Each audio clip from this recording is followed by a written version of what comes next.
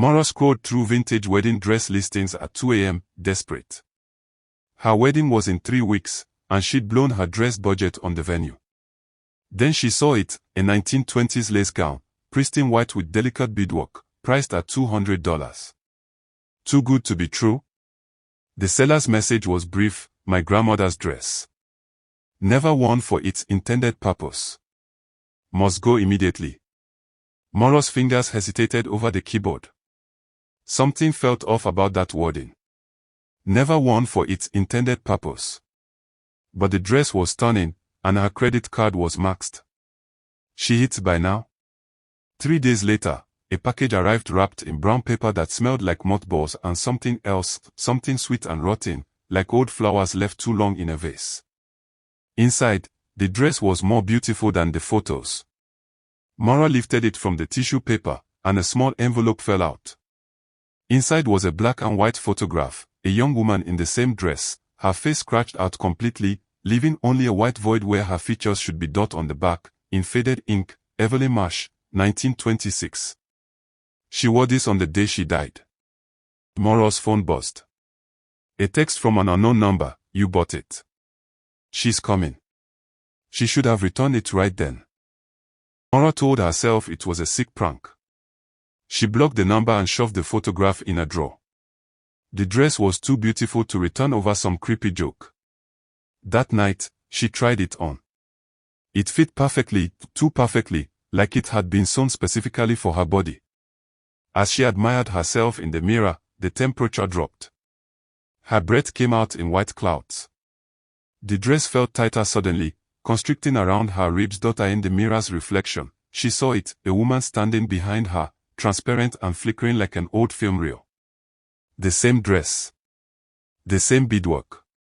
But her face was rage and sorrow twisted together, eyes black holes that leaked darkness down her cheeks. Maura spun around. Nothing. Empty room. She tore the dress off so fast she heard stitches pop. Her skin was ice cold where the fabric had touched her. And there, on her shoulder, were bruises, 5 distinct fingerprints, as if someone had gripped her from behind. Her fiancé Ryan called. Hey babe, just confirming the fitting tomorrow. I'm returning the dress, Maura interrupted, her voice shaking. What? You said it was perfect. You sent me like 50 photos. She looked at her phone. Her camera roll was full of photos she didn't remember taking. All of them showed her in the dress. But in every single one, that ghostly woman stood behind her, getting closer in each successive image. In the final photo, the ghost mouth was open in a scream, inches from Maura's ear. Elle didn't take this, Maura whispered. The lights in her apartment went out. In the darkness, she heard it, the rustle of fabric, like a dress dragging across the floor. Coming from her bedroom. Coming toward her. Sound of footsteps getting closer. And then, a whisper right against her ear: you're wearing my dress. Now you'll leave my death. Maura tried to return the dress, but the seller's account had vanished. No profile. No messages. No trace. She found an old shipping label with a return address, 1847 Willow Creek Road. She drove there at dawn, needing answers. The house was abandoned, windows broken, yard overgrown. A condemned sign hung crooked on the porch. But someone was inside. Maura could see a light moving. She found an old woman in the kitchen, surrounded by candles and photographs. All of the same woman in the wedding dress. You bought it. The old woman's voice was hollow. I am sorry. I tried to stop her from selling it. My granddaughter, she doesn't understand what that dress carries. Who was Evelyn Marsh? The old woman's hands trembled as she held up a photograph. My aunt. She was murdered on her wedding day in 1926. Strangled by her fiancé when she discovered he'd been stealing from her family. He staged it to look like she hung herself in her dress. She was found 3 days later, still in her gown. Maura's throat tightened. Why would anyone keep that dress? Because her spirit wouldn't let us destroy it. Every time we tried to burn it, throw it away, cut it up, it would reappear, pristine, in our home the next morning. So we've been passing it along, selling it to strangers, hoping distance would break the curse. You've been deliberately cursing people. We've been trying to survive. Everyone who keeps the dress longer than 7 days. Evelyn makes them leave her death. On the 7th night, they are found hanging in the dress, strangled by invisible hands. You're on day 3. The candles flickered and died. In the darkness, that whisper came again, 4 days left. The old woman grabbed Maura's arm. There's only one way to break it. You have to find out who really killed her, and make them confess. But Evelyn's fiancé died in 1953. And he took the truth to his grave. Maura had 4 days to solve a murder nearly a century old, or she'd be buried in someone else's wedding dress. Maura researched obsessively. Evelyn's fiancé was James Hartwell, heir to a steel fortune. He'd married someone else 6 months after Evelyn's death, Caroline Winters, who happened to be Evelyn's best friend. That couldn't be coincidence. At night, the haunting grew worse. Maura woke to find the dress on her body, though she'd locked it in her car trunk. The bruises on her neck multiplied, handprints, as if invisible fingers were slowly tightening. Ryan noticed. What happened to your neck? Nothing. I'm fine. You're not fine. You've been obsessed with this dress. Maybe we should postpone. No. The word came out too sharp. Maura didn't know why she'd said it.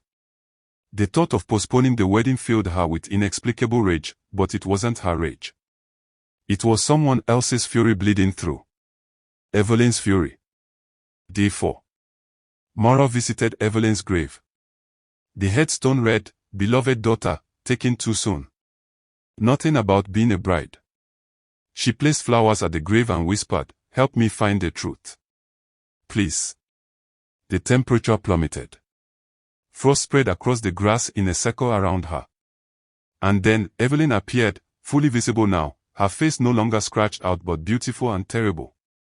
He didn't just steal money, Evelyn's voice echoed like it was coming from underwater. He stole everything. My family's business. My dowry. My life. And Caroline helped him. How do I prove it? His confession is in his grave. The letter he wrote but never sent. Buried with him. His family knew he was guilty, they buried the evidence with his body. You want me to dig up a grave? Evelyn's form flickered with rage. I was buried in shame, called a madwoman who couldn't handle wedding jitters. My name was destroyed. My family lost everything after his theft. 3 days, Maura. Bring me justice, or join me in the ground. She vanished. Maura stood alone in the cemetery, her neck burning where those phantom hands had been. She had to rob a grave to save her life. Maura convinced herself this was insane. Then she looked at her neck in the mirror, the bruises were darker, deeper, spreading down to her collarbones. The phantom fingers were tightening, slowly strangling her across days instead of minutes. She had 2 days left. James Hartwell was buried in Oakwood Cemetery, in the family mausoleum. Maura arrived at midnight with a crowbar and a flashlight, her hands shaking so hard she could barely hold them. The mausoleum door was already open. Inside, marble tombs lined the walls. James Hartwell's was the largest, topped with an angel statue whose face had been deliberately shattered. Someone had already been here, years ago, and destroyed that angel with rage. Maura's flashlight flickered. In the strobe of dying light, she saw her, Evelyn, standing in the corner, pointing at the tomb. I can't, Maura whispered. This is desecration. It's illegal. So was murder. Evelyn's voice was everywhere now, surrounding her. He rests in peace while I rot in rage. Open it.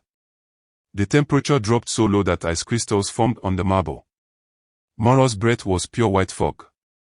The dress, still locked in her car, suddenly appeared on a hook inside the mausoleum, swaying as if worn by invisible shoulders.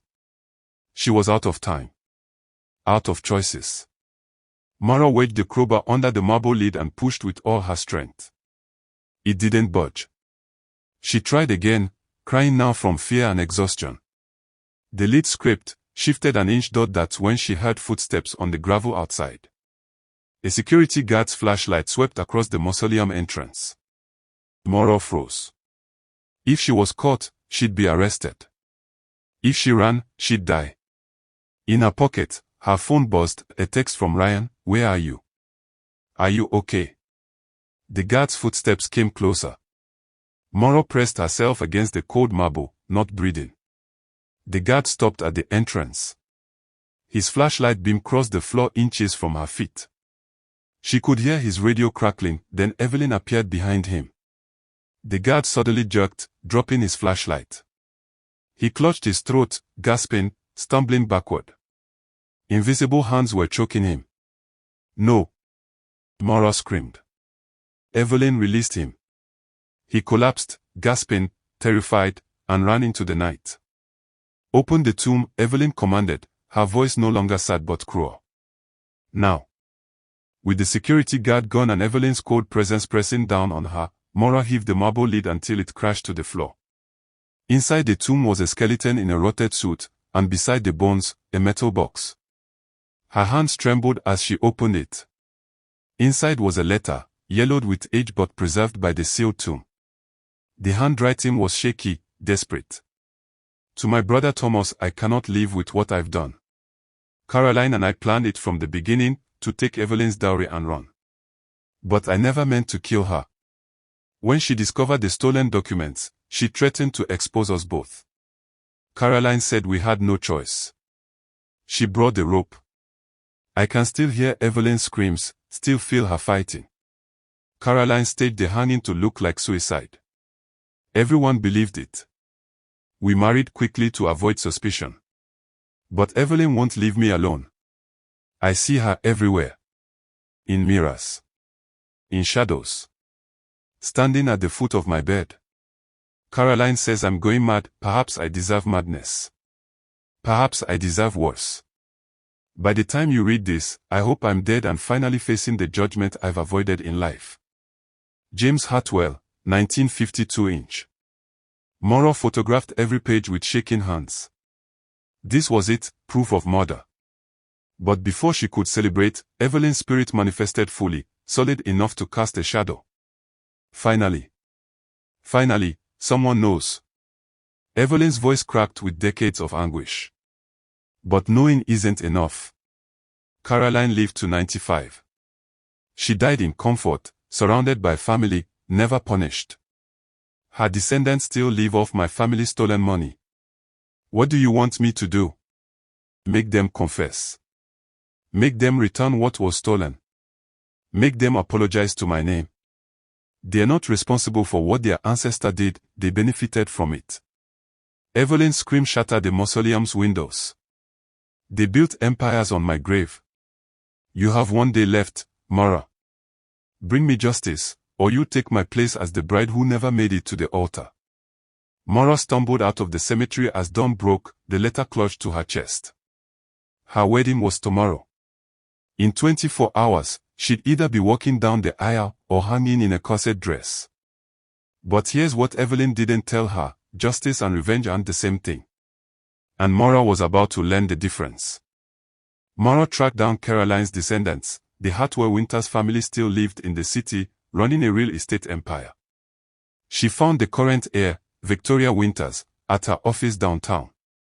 "Miss Winters, I need to speak with you about Caroline Winters and the Marsh family." Victoria's polite smile froze. "I'm sorry, who are you?" Maura laid the photographed letter on Victoria's desk. As the woman read, her face went pale. "Where did you get this?"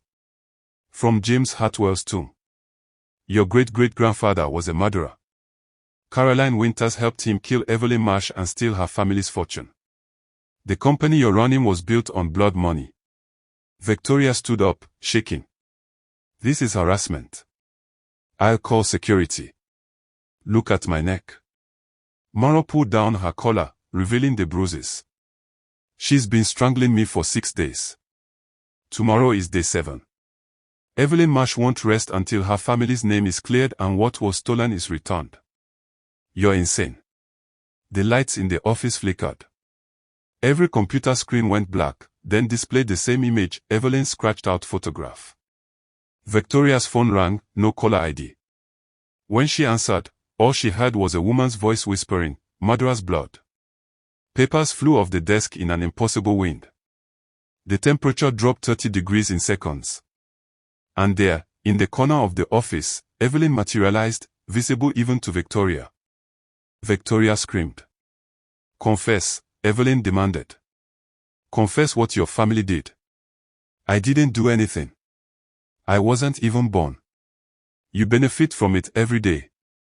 Evelyn moved closer, her form flickering between beautiful bride and rotting corpse. "My family lost everything. Your family built mansions. My name was dragged through mud. Your grandmother was called a charitable woman. Where is my justice?"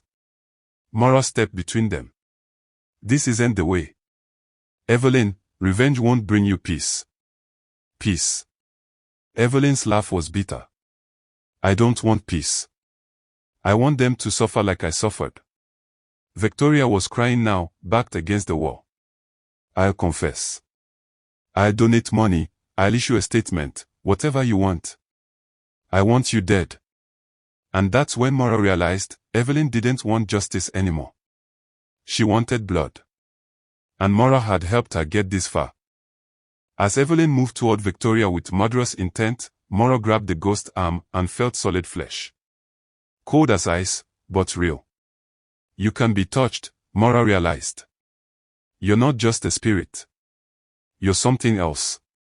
Evelyn turned, and for the first time, Mara saw fear in the ghost's eyes. "What are you?" That's when everything clicked.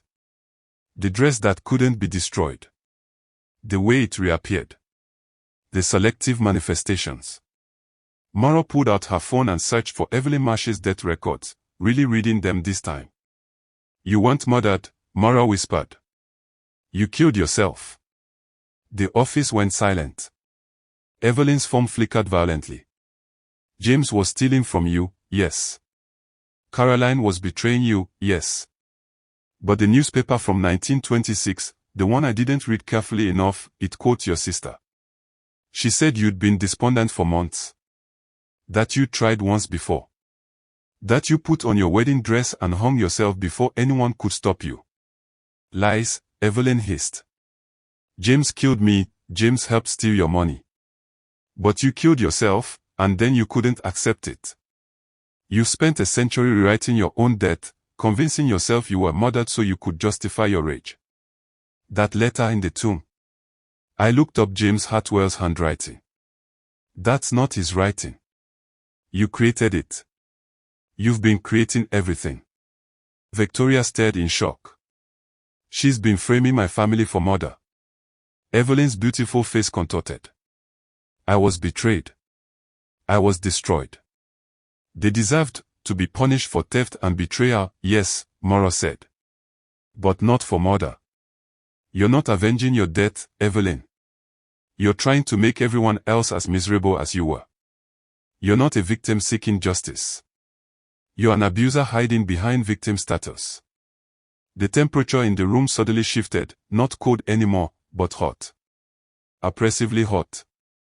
The dress appeared, hanging in the air, and now Mara could see it clearly. The beadwork wasn't decorative. It was binding runes.